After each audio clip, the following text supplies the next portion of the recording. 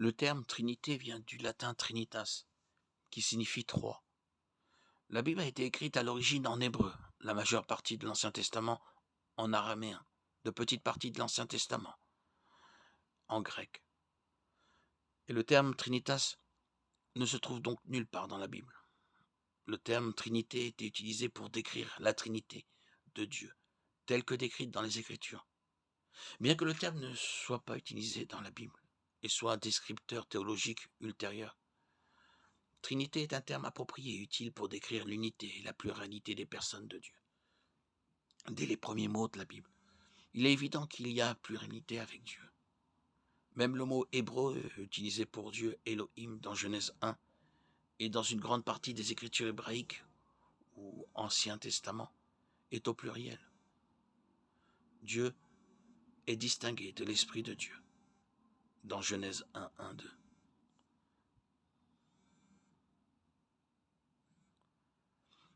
En Genèse 2, 4, nous voyons une distinction supplémentaire identifiant le Seigneur Dieu.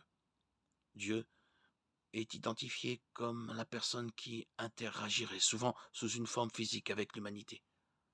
Par exemple, 3, 8, Genèse 12, 1. Celui-ci est souvent appelé l'ange du Seigneur, et même parfois un homme.